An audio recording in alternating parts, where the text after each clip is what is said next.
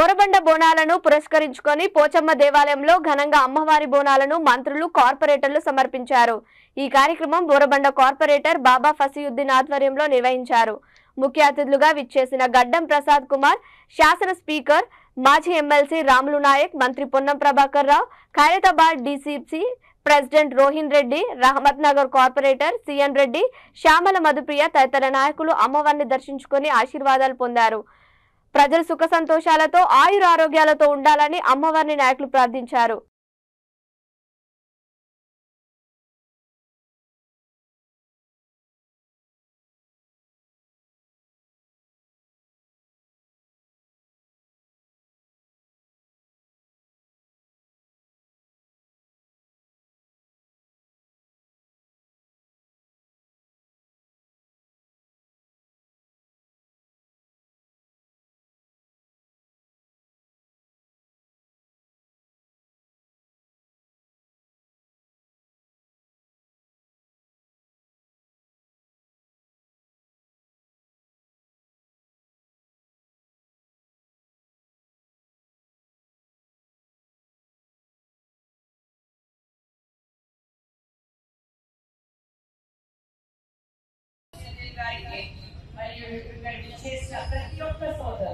ప్రతి ఒక్క సోదరుడికి సోదరిమణులకి మరి ఇక్కడ విచ్చేసిన మన బోరబండ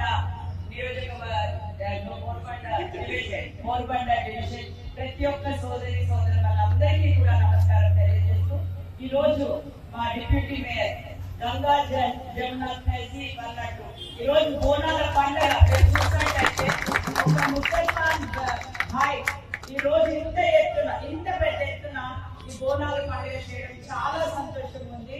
ఆయన ఎప్పుడు కూడా అంటే నేను ఎప్పుడు కూడా ఆయన ఒక ముస్లిం ఏదో ఎప్పుడు నాతో మాట్లాడినా సరే అక్కడ నేను సెక్యులర్ పర్సన్ అని ఒకటి చెప్తాను చూడండి, అది చాలా సంతోషం।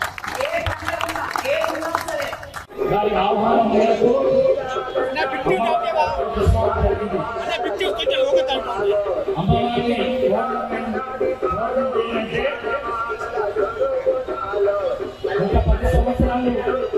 తెలంగాణ ఆనవాయితీ సంగతి అందరికీ తెలుసు।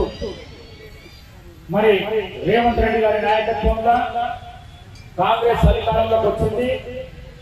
6 గ్యారంటీ స్కీమ్లతో పాటు 2 లక్షల రుణమాఫీతో పాటు మరి మంచి సంక్షేమ కార్యక్రమాలు పేదలకు అందించాలని అమ్మవారిని కోరడమైనది। ఈ రాష్ట్ర ముఖ్యమంత్రికి అమ్మవారి ఆశీస్సులు ఉండాలి। అట్లనే ఎవరైతే రేవంత్ రెడ్డి అంటే ఇష్టం ఉన్నవారు ఎవరైతే ఉన్నారో, ఇష్టం ఉన్నా లేకున్నా రేవంత్ రెడ్డి ఆరోగ్యాలతో ఉండాలి। వాళ్ళు ఇచ్చిన వాగ్దానాలన్నీ మనకు అందాలి అనే ఆలోచన రావాలి। మీరు మొక్కేటప్పుడు కూడా అమ్మవారిని ఒకటే మొక్కాలి। మీ కుటుంబంతో పాటు మా కుటుంబంలో ఒక సభ్యులుగా రేవంత్ రెడ్డి ఉండాలి। సంక్షేమ కార్యక్రమాలు ప్రతి ఇంటికి అందాలి।